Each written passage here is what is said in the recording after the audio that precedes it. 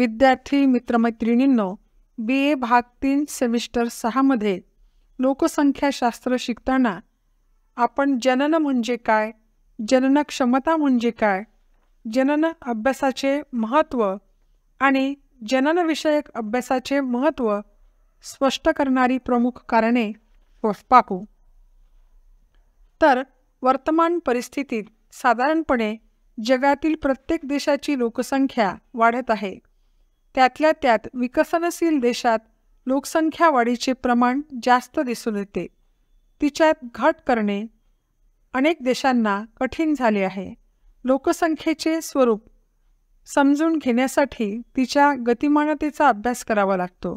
सामान्यपणे लोकसंख्येची गतिमानता मानवी जननाशी संबंधित असते, कारण जनन हा लोकसंख्येत वाढ घडवून आणणारा एक महत्त्वाचा घटक असतो. जागतिक लोकसंख्या वाढीस जनन हाच एकमेव घटक कारणीभूत असल्याचे दिसून येते. समाजाची पुनर्स्थापना होण्याची प्रक्रिया जननामुळेच अखंडितपणे चालत असते. पुनर्स्थापना जर अपुरी होत असेल तर अनेक प्रकारच्या सामाजिक समस्या निर्माण होतात. त्यामुळे लोकसंख्येचा अभ्यास करताना जनन संकल्पनेचा अभ्यास करणे महत्त्वाचे ठरते. जनन व जनन क्षमता या दोन संकल्पना वेगवेगळ्या आहेत. त्यांचा अर्थ आपण पाहू. तर सुरुवातीला जनन म्हणजे काय? जीवित बालकास जन्म देण्याच्या वास्तव पातळीचा जेव्हा निर्देश होतो तेव्हा त्या घटनेस जनन असे म्हणतात. दुसऱ्या शब्दात जनन म्हणजे विशिष्ट कालावधीत प्रत्यक्ष किती अपत्यांचा जन्म झाला त्याची आकडेवारी आणि दर होय. तसेच जन्म देण्याची घटना म्हणजे जनन होय. थोडक्यात जनन म्हणजे जीवित बालकास जन्म देण्याची स्त्रीची वास्तव पातळी होय. त्यानंतर जनन क्षमता म्हणजे काय?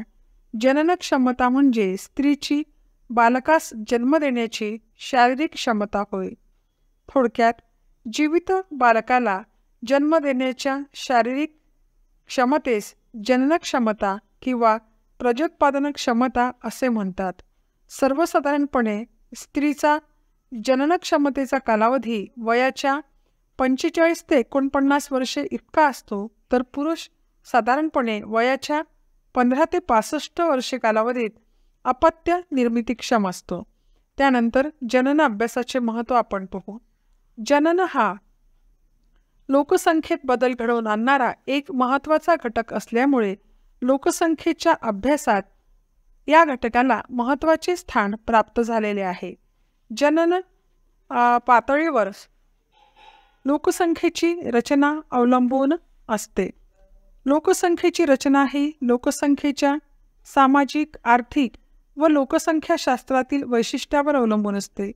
लोकसंख्याशास्त्राच्या अभ्यासात जनन व जन्मदर यास फार महत्त्व आहे, कारण कुटुंबातील अपत्यांच्या जन्माचा परिणाम त्या कुटुंबाच्या आकारावर होतो. कुटुंबातील अपत्यांची संख्या जास्त असल्यास कुटुंबाचा आकार मोठा असतो, तर कुटुंबातील अपत्यांची संख्या कमी असल्यास कुटुंबाचा आकार लहान असतो. दुसरे म्हणजे ज्या कुटुंबात एका स्त्रीपासून जन्म घेणाऱ्या अपत्यांची संख्या जास्त असते अशा कुटुंबातील स्त्रीच्या आरोग्यावर प्रतिकूल परिणाम होतो. जननदर वाढत असल्यास त्याचा देशाच्या लोकसंख्या वाढीवर सुद्धा परिणाम होतो.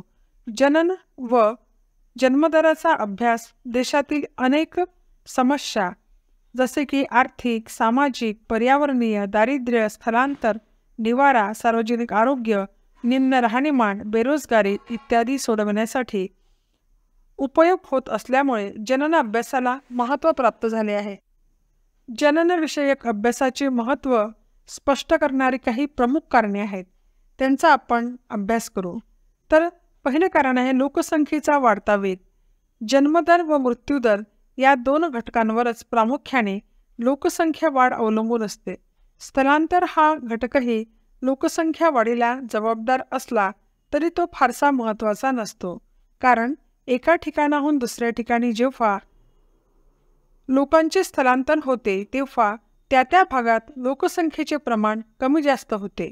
एवढेच नव्हे तर एकूण लोकसंख्येवर स्थलांतराचा काहीच परिणाम होत नाही.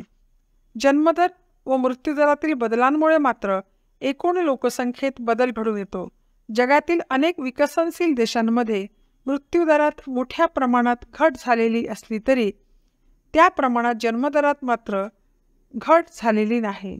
परिणामी अशा देशांमध्ये लोकसंख्या वाढीचा दर जास्त असल्याने त्यांची लोकसंख्या वेगाने वाढत आहे. लोकसंख्या वाढीचा सदरील वेग रोखता यावा या दृष्टिकोनातून जननविषयक अभ्यासाला महत्त्व प्राप्त झाले आहे. त्यानंतर दुसरं कारण आहे जननविषयक चुकीचा अंदाज. भविष्यातील जननविषयक चुकीच्या अंदाजामुळे सुद्धा लोकसंख्येत वाढ झाल्याचे दिसून येते. जगातील अनेक देशातील लोकसंख्या वाढीबाबतचे लोकसंख्या शास्त्रज्ञाचे अंदाज चुकीचे ठरले. लोकसंख्या शास्त्रज्ञाच्या कल्पनेतील लोकसंख्या ही 1937 पर्यंत टिकून होती. त्यानंतर मात्र जागतिक मंदीची लाट ओसरली व विकसित देशातील जन्मदर वाढू लागले व त्यानंतर परत ते कमी कमी होऊ लागले. यावरून असे लक्षात येते की जनन गतिमान असून अपत्यांची संख्या गरजेनुसार कमी किंवा जास्त करता येते. तसेच आर्थिक, सामाजिक व राजकीय परिस्थितीनुसार जन्मदराचे प्रमाण कमी किंवा जास्त होऊ शकते हे सिद्ध झाले आहे. त्यामुळे लोकसंख्या नियंत्रित ठेवण्याच्या दृष्टीने जननविषयक अभ्यासाला महत्त्व प्राप्त झाले आहे. त्यानंतर पुढचं कारण आहे औद्योगिकरण. जगातील अनेक देशातील समाजात कुटुंब संस्थेला पूर्वीपासूनच अत्यंत महत्त्वाचे स्थान प्राप्त झालेले आहे. आजही ते कायम आहे. पूर्वी नागरी समुदाय फारसा अस्तित्वात नसल्यामुळे लोकसंख्येचा विचार करताना नागरी समुदायातील लोकसंख्येचा फारसा विचार केला जात नसे. औद्योगिकरणात वाढ झाल्यामुळे मात्र नागरी समुदायात वाढ झाली व उद्योगप्रधान नागरी संस्कृतीचा लोकसंख्येला महत्त्व आहे हे लक्षात आले. त्यामुळे उद्योगप्रधान नागरी संस्कृतीतील कुटुंबाचा आकार व त्यांच्या वाढीची प्रक्रिया निश्चित करणाऱ्या जननविषयक घटकांच्या अभ्यासाचे महत्त्व पटू लागले. थोडक्यात ग्रामीण भागातच लोकसंख्या वाढते असे नसून शहरी भागातही लोकसंख्या वाढते हे अभ्यासाअंती सिद्ध झाल्याने जननविषयक अभ्यास करताना उद्योगप्रधान नागरी संस्कृतीचा विचार करणे भाग पडते. त्यानंतरचं कारण आहे जनन अभ्यास पद्धतीतील सुधारणा. सुमारे 50 वर्षापासून जननविषयक अभ्यास करण्याच्या पद्धतीमध्ये खूप सुधारणा झालेल्या दिसून येतात. त्यामुळे जननविषयक अभ्यास करणे सुलभ झाले आहे. अलीकडच्या काळात तर जगातील बहुतेक सर्वच राष्ट्रांमध्ये नियमितपणे जनगणना होऊ लागल्या आहेत. परिणामी जन्म, मृत्यू इत्यादी महत्त्वाच्या घटनांची काटेकोर नोंदणी सुरू झाल्यामुळे जननविषयक अभ्यासाला बरीच सामग्री प्राप्त होऊ लागली आहे.